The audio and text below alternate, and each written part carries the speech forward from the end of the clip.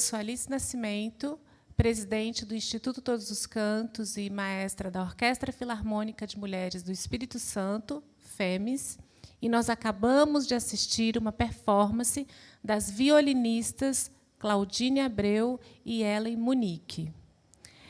Esta é a 4ª edição do Mulheres Contemporâneas, uma iniciativa da FEMES que convida mulheres de diversos saberes, diversas áreas da sociedade, mulheres da contemporaneidade, para a gente bater um papo, para a gente conversar e para a gente também contribuir, fazendo com que a palavra circule com temas relevantes para todas e todas as pessoas da sociedade, todas nós mulheres e todas as pessoas da sociedade. E hoje a gente está com uma convidada super especial, uma mulher forte, que inspira e que tem uma caminhada belíssima, que tem muito a nos ensinar. E essa mulher se chama Nara Borgo. Nara Borgo, ela é graduada em Direito, ela é mestre em Direito, Políticas Públicas e Processo, é advogada criminalista, foi vice-presidente da OAB Espírito Santo e segundo mandato agora, né, secretária de Direitos Humanos do Estado do Espírito Santo. Isso, bem resumido, já não é pouca coisa. Nara, muito obrigada por aceitar esse convite, de ajeitar aí na sua agenda um tempinho e vir para esse bate-papo aqui da FEMES. Eu que agradeço. Boa tarde. Estou muito feliz de estar aqui. Conheço seu trabalho há algum tempo, já acompanho o coral e tenho muito orgulho de termos uma filarmônica de mulheres. Então, para mim, é um prazer estar aqui. Não ia deixar de vir bater esse papo sobre mulheres com vocês de jeito nenhum. Fiquei muito, muito feliz com o convite. Obrigada. Que bom, nós que agradecemos, porque assim, esse Mulheres Contemporâneas, porque nós, musicistas, também queremos falar, queremos conversar, e aí essa é a ideia, né? Então, muito obrigada novamente por aceitar. E assim a gente vai começar esse bate-papo, que gostaria que você contasse para nós, musicistas, para a galera que acompanha o Instituto Todos os Cantos, um pouquinho da sua caminhada, da sua trajetória. Você teve essa vida acadêmica, né, que para a mulher ir para a universidade ainda é um desafio, né? E, enfim, pontue aí o que você achar mais legal, que a gente está querendo saber. Bom, se eu falar muito, vocês podem me cortar, né? Mas eu sou do interior do estado do Espírito Santo, eu sou de Pancas, uma cidade muito pequena, né? Mas eu tive a sorte de ter uma família que quebrou, eu acho, alguns paradigmas, né? Minha avó, já falecida há muitos anos, mas ela era bem mais velha que meu avô, e numa sociedade em que as mulheres, quando se casavam, né, geralmente o homem é mais velho.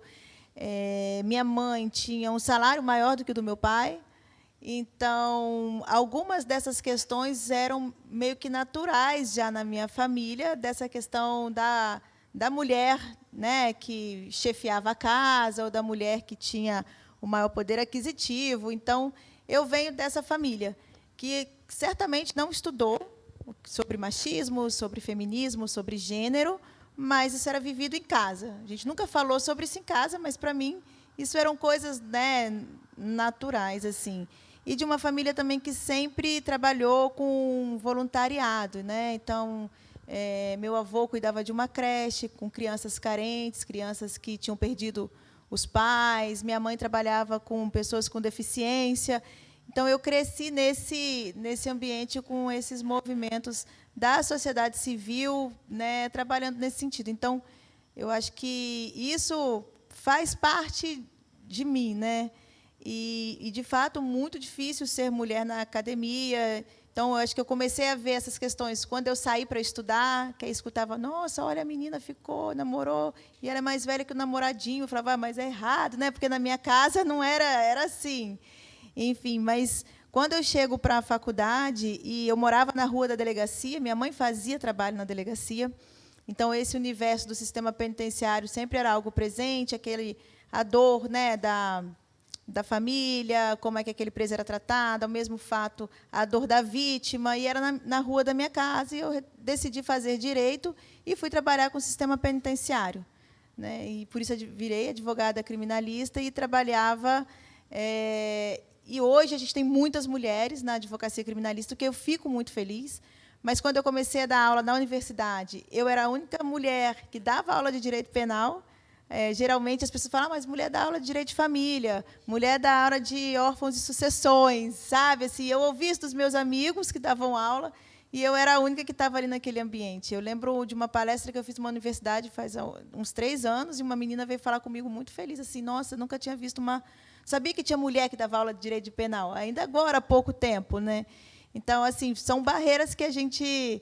Nessa trajetória assim, de muitos anos, eu sou formada há mais de 20 anos já, mas que a gente vem enfrentando, que não é fácil, né? Assim, era muito preconceito de todos os lados, desde do batom, do corte de cabelo, que eu gostava de ter um cabelo mais curto, né? Enfim, tudo isso, né, foi forjando essa caminhada para que hoje a gente, né, continue essa luta aí. Eu acho que a gente cansa, mas respira e segue mais forte, né? Mais ou menos isso. A gente dá um passo para trás para pegar impulso, né, Nara? Exatamente, exatamente. Que legal. Eu sou aqui do centro de Vitória, não, mas da capital, né? Então, assim, em um estado que é pequeno, considerado do lado dos seus vizinhos, né? Ele é pequeno. Bem pequeno. Do interior, imagino que ainda é um pouco mais difícil, né? Essa caminhada do interior para cá é muito difícil. A gente sofre muito. Isso foi comigo, meus irmãos, meus amigos e amigas, que até a questão de não ter a escola tão próxima, a questão de não ter a faculdade, aí você vem, aí você mora na casa de um tio, aí você mora na casa de um amigo, de favor, porque você não tem como alugar um espaço, e aí toda uma dificuldade que já existia se eu não fosse mulher, mas ainda você é mulher, você é uma mocinha, né? Então foi uma caminhada de muita luta, assim, de muita superação, que exigiu também muito estudo, né, para compreender também esse universo que a gente vive. E aí, nessa trajetória, eu, né, comecei ali nas unidades penitenciárias, e aí eu logo também fui me envolvendo aqui com os movimentos de mulheres, com outros movimentos de direitos humanos, para que a gente pudesse lutar aí, né, e conseguir um Espírito Santo mais igualitário, né, que a gente tenha aí mais respeito às mulheres. Bacana. E como você está à frente da Secretaria de Direitos Humanos, ou seja, é uma Secretaria de Direitos Humanos. E, enquanto direitos humanos, agora, o recorte mulher, o que você gostaria de pontuar, assim, que, na sua opinião, de algum tempo para cá, a gente conseguiu avançar? O que ainda é um desafio muito grande, que todas juntas, né, precisamos avançar também, essa pontuação dentro dessa direitos humanos, o recorte mulher. Direitos humanos né, ele tem um leque muito grande, né? Quando a gente pensa a vida é direito humano, a cultura é um direito humano, a saúde é direito humano, e existe também até esse preconceito com quem trabalha com direitos humanos, né? Toda essa questão preconceituosa que surge, o direito dos humanos, já vem ali o pessoal dos direitos humanos. Lá vem a turma dos direitos humanos. Exatamente. Eu ganhei até uma camisa que eu amo. Eu sou o pessoal dos direitos humanos, né? E aí, mas eu nem falei. Mas antes de chegar aqui, eu fui do Conselho Estadual de Direitos Humanos, eu fui da Comissão de Direitos Humanos da OAB. E ali, na secretaria, a gente tem, né, a gente trata de igualdade racial, de pessoa com deficiência, de pessoa idosa e tal, e temos o recorte da mulher. Quando a gente pensa assim, né, a nível do Estado, do Espírito Santo, a gente, infelizmente, tem altos índices de violência contra a mulher, mas, quando a gente assume, a gente, né, lembra que foi feito pelo movimento de mulheres, ainda no governo anterior do Casagrande, o plano de política para as mulheres. Esse plano ficou guardado. Depois, por 4 anos, a gente institucionaliza esse plano, que é um compromisso do governo com as outras secretarias, de que as outras secretarias se comprometam com políticas de mulheres, porque é uma política transversal. Então, né, que a Secretaria de Educação tenha um ensino também com esse olhar, que a saúde cuide da saúde da mulher. A gente foi trabalhando nesse sentido. A gente institucionaliza também o Pacto de Enfrentamento à Violência contra as Mulheres, que é um pacto que a gente firma com os municípios, para que os municípios se comprometam com essa causa, e a gente conseguiu a adesão de 71 municípios, e lembrando que, num cenário que não era, no âmbito do governo federal, muito satisfatório aos direitos humanos, né, a gente passou por uma dificuldade de compreensão no governo federal do que são direitos humanos, do que são os direitos das mulheres, né, que a gente precisa falar de igualdade de gênero, que a gente precisa falar disso. A gente não tinha muita abertura no âmbito federal. Então, isso também fazia com que, né, aqui no Estado, a gente também não tivesse tanta possibilidade de avanço. Sem dúvida, né? Todo mundo precisa estar junto. Sim, né? A gente precisa desse apoio, dessa rede, né, para que a gente consiga trabalhar melhor. Mas a gente consegue avançar, e a gente entregou já, em pleno funcionamento, 6 núcleos de enfrentamento à violência contra as mulheres no interior, que são espaços que oferecem, né, atendimento psicossocial à mulher, atendimento jurídico, que é ligado à rede. Então, a gente promove um atendimento humanizado às vítimas de violência. A gente começa no interior porque, aqui na Grande Vitória, mesmo que você não tenha um núcleo de referência, a rede de assistência social, de saúde, com a polícia, ela já é maior, a mulher ainda consegue, mas a gente já está encaminhado, que a gente já vai inaugurar um em Cariacica, já no início do próximo ano. Então, a gente foi trabalhando com essas políticas públicas também, que fizessem ali na prática essa mudança de atendimento com as mulheres. A gente tem uma unidade móvel que trabalha especificamente a mulher do campo. É importante a gente lembrar que existe muita violência no campo, então essa unidade, ela ia para os distritos mesmo, não ficava nem muito nas capitais dos municípios, né? No município, na sede, ela ia para os distritos, e ali a gente conversava com as comunidades quilombolas, comunidades indígenas, as mulheres ribeirinhas, as mulheres da pesca, para a gente criar também, né, com atendimento com a Defensoria Pública, para acertar a documentação. É duro a gente pensar que existem muitas mulheres ainda que não têm nem documentação necessária para seguir, né?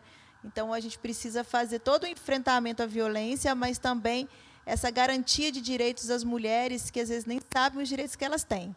Então, nesse recorte da mulher, a gente fez esse trabalho de articular essa rede de enfrentamento à violência e promoção de direitos, como também implementar esses espaços físicos em que as mulheres sabem onde elas podem encontrar esse apoio ali, e depois ser encaminhada para outros espaços, caso elas precisem.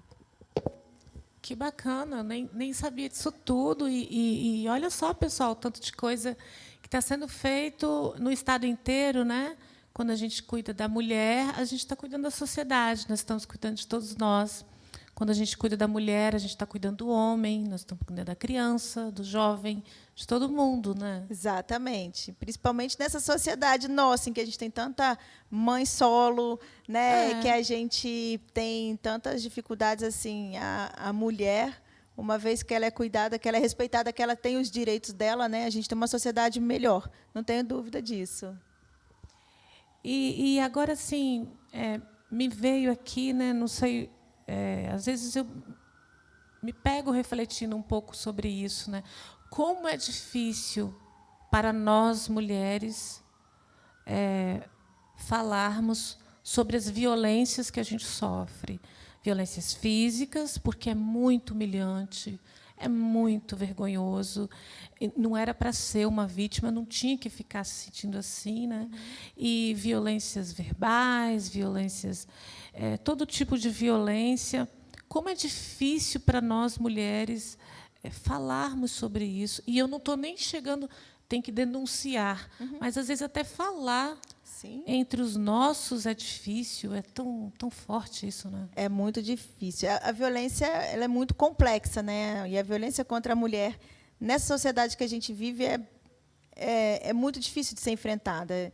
E a violência física, né, que é esse grau máximo de violência, mas a violência psicológica, o assédio, porque envolve muita coisa, né? Assim, quando até hoje, né, se a gente se separa, a culpa é da mulher, né? Então, o que ela fez para ter separado? Então, às vezes a gente carrega, né, a mulher é vítima de violência, mas ela não consegue se livrar disso porque é uma carga de coisas que ela vai carregar também junto com isso, assim, esse sentimento, eu apanhei, eu que sou derrotada, eu devia ter feito uma coisa melhor. Isso interfere no nosso emocional, que a gente não consegue se livrar. Existe essa vergonha de falar, e exatamente por isso, né, se apanhou é porque ela fez alguma coisa, porque ela merece. E essa violência emocional que vai mesmo tirando, eu acho, a nossa energia. E eu falo isso, eu falo que é um exemplo meu, e é muito interessante, que eu lembro da Madonna, quando a Madonna ganhou o prêmio de melhor artista do ano, e foi a primeira vez que ela falou, e esse discurso dela é lindíssimo, é só colocar no YouTube, prêmio da Madonna, e ela falou de todo o assédio que ela sofreu durante a vida. E eu chorava copiosamente vendo aquele vídeo, porque eu me lembro desse assédio moral que eu recebia no trabalho, por ser mulher, e que eu recebia no trabalho, que eu recebia na rua. Eu lembro muito nítido de uma festa que eu fui com o meu marido, e um advogado chegou e falou assim: essa sua roupa é muito decotada para quem é vice-presidente. Você não tem vergonha? E eu não tinha coragem de falar sobre isso, mas aquilo eu falei: gente, eu estou numa festa assim, normal, eu nem uso roupas tão decotadas, estou aqui com o meu marido, mas podia estar com uma companheira, sei lá, podia estar sozinha. Mas as pessoas se acham no direito de falar para você da sua roupa, e isso no trabalho era todos os dias, assim, falando de uma coisa, falando da roupa, falando se o trabalho não estava bom. Mas, né, você é quase igual a um homem. E eu lembro o primeiro discurso que eu fiz na OAB, eu falei: nossa, né, você fala bem, você fala bem. Aí eu falei: cara, você não chega para o presidente da OAB e fala: você fala bem, você dá os parabéns para ele. Eu estou aqui representando a OAB, eu sou professora há 15 anos. É difícil você me reconhecer, que eu falo, tem que ser uma surpresa. Para a mulher é uma surpresa. Olha, você sabe fazer isso, né? E o homem não. Você pressupõe que ele sabe. Então, essas pequenas coisas, no seu dia a dia, vai te minando, e você fala assim: será que eu sou capaz? Será que eu sou bem? E eu, para superar isso, é engraçado assim, eu falei: a Madonna me libertou. Eu não tinha coragem de falar para as pessoas que eu sofria assédio no trabalho. E eu que estudava, que era militante, que tinha condição de falar, eu não conseguia. Então, eu consigo entender essa dor e essa dificuldade, porque quando a gente está nesse processo, para sair dele é muito complicado. Então, por isso, a gente precisa dessas redes de apoio que a gente cria no Estado, né, desse apoio psicossocial. Lá a gente tem psicóloga, tem assistente social. A gente precisa se fortalecer para conseguir falar. E quanto mais a gente fala, a gente fortalece, encoraja outras mulheres, né? Às vezes, pensa: a Nara está ali, tem um status, isso e tal, ela nunca sofreu isso. Pelo contrário, eu sofri demais, e eu também, como grande parte das mulheres, não conseguia sair desse ciclo, não conseguia falar. Foi um processo de fortalecimento para conseguir hoje falar, enfrentar e até compreender. Muitas vezes a gente não compreende que a gente está num ciclo de violência. É difícil? Porque é estruturante. É estruturante. A violência contra a mulher, ela é estruturante, é uma violência estrutural. Isso é muito importante a gente entender. E aí, por isso que eu falei um pouco sobre isso, como é difícil falar, porque é uma violência estrutural. Quando a violência é estrutural, é porque essa é a norma. É porque é assim que é. Então, quando a gente fala: espera aí, isso é uma violência, você está quebrando uma norma, uma regra. Esse é o normal. Sim. Isso é violência estruturante, como é o racismo, né? Sim, é uma sim. violência estrutural. É normal essa forma de violência, né? Com a mulher é isso. Acho que quando a gente, sim, todas, nosso pai, eu nunca consegui falar de tudo também, assim, né? Nunca. Fico pensando no tanto que isso pode impactar nas pessoas que estão comigo, né? Impactar nos projetos que são sempre tão frágeis, que estão sempre ali lutando para sobreviver. em pouquíssimos momentos eu fiz alguma denúncia, eu falei, não, isso está errado, né? Sim, que a gente tem medo de como isso vai se refletir depois, né? Agora eu falei isso, e aí eles vão me dar emprego de novo, né? Eles vão, no caso de vocês, vão aceitar meu projeto, né? Mas isso, então, a gente tem medo mesmo, infelizmente. Essa estrutura a gente precisa quebrar, mas não é fácil. Não. É um trabalho que vai ainda por E muito aí tempo. a gente vai e monta uma orquestra filarmônica de mulheres. Ai, que gerida orgulho! por mulheres. É muito Liderada orgulho. por mulheres. Todas as mulheres. Assim, a gente pensa desde como vai formar as cadeiras, em toda pensada, gerenciada, conduzida mulheres. Né? Os rapazes são bem-vindos, todas as pessoas são, mas é um grupo que existe de forma emancipada. Então, como secretária de Direitos Humanos, o que você acha desse Estado que tem uma orquestra que se chama FEMES? Nossa, é incrível, tem que divulgar isso muito para o mundo. Assim. Eu nem falei, mas eu toquei piano por muitos anos. Que massa! Por mais de 14 anos, assim, Oh. Mas, enfim, já parei. Mas as nossas referências são sempre masculinas, né? Então, por mais que tenhamos excelentes musicistas, as referências, os livros que a gente estuda, meus livros de piano eram todos masculinos e tal. Quando a gente vê as orquestras, os maestros são homens, é uma coisa que é muito masculina, né? Assim, então, e ao mesmo tempo é interessante, porque a mulher educada do século passado, ela tocava algum instrumento, mas ela tocava em casa, quietinha, recatada, Porque piano. é um instrumento que restringe a pessoa a casa. Exatamente. As né? mulheres são sempre ensinadas a tocar piano. Isso pois é histórico também. É histórico, né? Então, quando a gente vê, né, uma orquestra de mulheres, com você como maestrina, uma mulher incrível, encorajando outras meninas, porque aí outras mulheres vão olhar e vão se inspirar, e vão falar, eu também posso tocar, eu também posso estar ali, a gente pode fazer diferente, carrega uma responsabilidade, mas uma inspiração muito grande. E tem que ter muita coragem, né, para fazer isso, assim, romper um ciclo e fazer com que as pessoas percebam que existem mulheres nesses espaços, né, que por muito tempo para a gente era um espaço masculino. E quando você não se vê, e eu falo que a representatividade importa muito, e eu tenho muito orgulho de Jaqueline, nossa vice-governadora, e agora o governador anunciou, a gente vai ter uma secretaria de políticas para as mulheres, um espaço agora separado. Eu vi. Ela vai ser nossa secretária, sucesso, Jaqueline. E quando a gente vê ali uma mulher negra de periferia, fala, Jaqueline conseguiu chegar, a gente vai chegar também.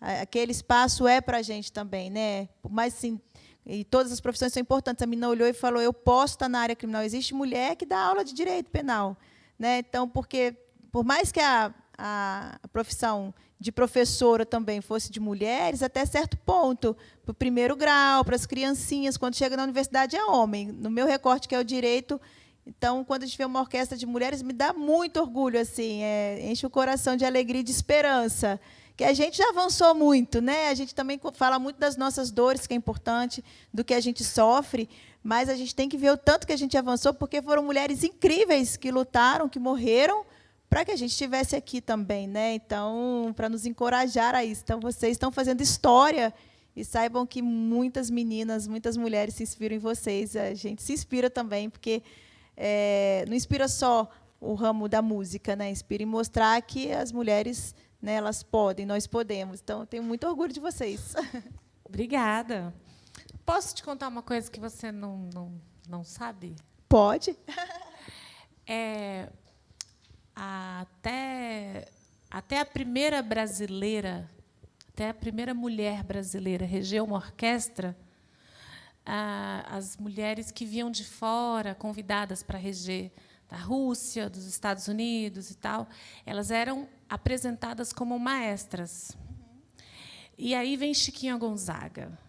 Maravilhosa, né? Incrível. Né? Afrodescendente, desquitada. Por muito tempo retratada como branca, porque quando a gente vê os documentários de Chiquinha, era uma artista branca, né? Porque também aí, imagino, desculpa te interromper, ela era mulher e não branca, né? Uma mulher negra. Então, imagino que ano passou, né? Sim, ela era afrodescendente, se casou várias vezes.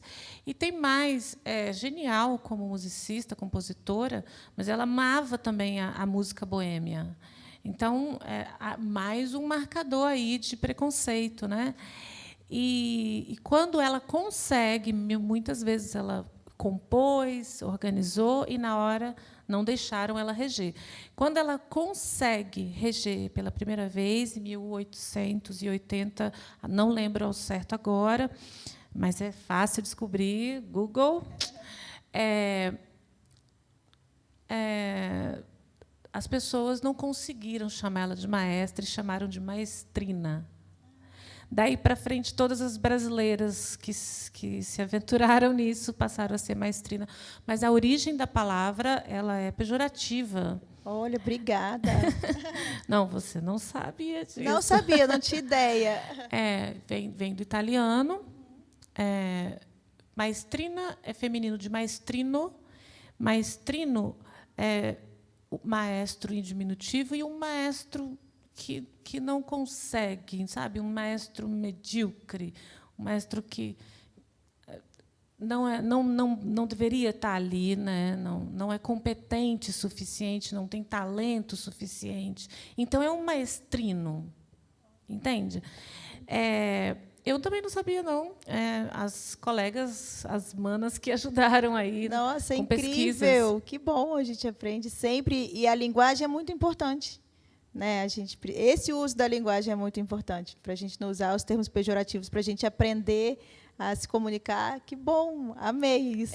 Alguns dicionários tiraram a palavra maestra. Hoje, alguns dicionários sequer têm, mas os mais antigos, tradicionais, está lá, maestra ou maestrina, sei lá. Mas tem maestra. Não tem o significado, né? Porque aí você tem que ir atrás da origem da palavra, tem que ter pesquisa, né? Então, quando eu soube disso, que foi num fórum internacional de mulheres regentes, né? Aí eu então acho que assim, não só por mim, mas como por todas nós. Com certeza. Vamos levantar essa palavra aí. Temos que fazer isso, exatamente. Amei, não vou falar mais, aprendi. Falar também não tem problema, a gente vai, porque às vezes leva um tempo, né? Não, leva um tempo para a gente aprender tudo, assim, né? A gente nunca vai aprender tudo, mas algumas palavras são muito importantes, a gente compreender esse significado. Porque se ela é uma violência, então precisa de reparação, né? Sim, então vamos precisa, lá, vamos falar do jeito certo. Com certeza. Mas eu queria dizer que eu não estou te corrigindo, estou te contando isso, e quem estiver assistindo já vai replicando, vamos replicando e construindo uma sociedade mais igualitária. E agora, para a gente fechar esse bate-papo tão bacana, na sua opinião, secretária Nara Borgo, a importância de instituições do terceiro setor também nessa caminhada de direitos iguais. O terceiro setor é muito importante, né? Acho que esse envolvimento faz com que a gente consiga caminhar mais rápido. Por mais que a gente tenha o Estado que faça, por mais que a gente tenha, né, que acreditar, e eu defendo, né, uma saúde pública, né, defendo o SUS, defendo uma escola pública de qualidade, mas a gente precisa do terceiro setor também, porque tem essa capilaridade, né, maior. O Estado não consegue fazer tudo. Então, quando a gente pensa, né, no auxílio do terceiro setor, com grandes projetos, com essa possibilidade de chegar em maior número de bairros, em maior número de pessoas, isso é muito importante para essa caminhada, para essa construção conjunta, né? Nós temos, né, no terceiro setor projetos e entidades maravilhosas que cuidam da questão da mulher, que fazem desde trabalho com a saúde, com a educação, com a cultura, né? Então, assim, não tenho dúvida da importância do terceiro setor para essa caminhada mais forte aí para uma sociedade melhor.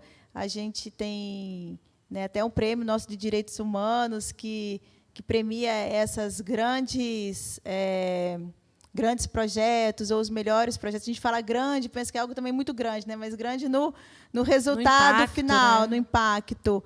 E esse reconhecimento é importante. É preciso caminhar de mãos dadas, né, para que a gente consiga melhorar assim essa nossa realidade, que, como eu disse, a gente já caminhou bastante, mas a gente precisa avançar ainda muito mais, e eu não tenho dúvida que com o terceiro setor isso nos ajuda, né, ajuda a sociedade a se desenvolver mais, assim. Legal. Obrigada. Eu sou apaixonada pelo terceiro setor, né? Acho que nem preciso falar. Eu acho que é super importante esse trabalho. Me encontro muito no terceiro setor, que anda de mãos dadas com o primeiro e o segundo, né? Nós estamos encerrando. Essa é a última edição do Mulheres Contemporâneas, da Orquestra Filarmônica de Mulheres do Espírito Santo. E eu quero agradecer muitíssimo a Nara. Obrigada por estar aqui, obrigada por liderar projetos tão importantes, por liderar a Secretaria de Direitos Humanos, porque precisa de coragem, competência, e você tem. Obrigada por dizer da importância da FEMES, né, para o nosso Estado. Não tenho dúvida. E nós, mulheres contemporâneas, acreditamos nessa luta de direitos iguais por uma sociedade melhor, mais igualitária, mais saudável para todas as pessoas. Essa é a última edição, como eu já falei. Estamos encerrando a temporada 2022 de concertos, de lives de mulheres contemporâneas, e mais 2023 promete. Fica com a gente, que nós vamos anunciar nos próximos meses a nova temporada. Que bom, obrigada. E vida longa aí, a Filarmônica, que nos orgulha tanto. É isso aí. Vamos acompanhar o trabalho da nossa secretária, acompanhar o trabalho do Instituto Todos os Cantos e da FEMES.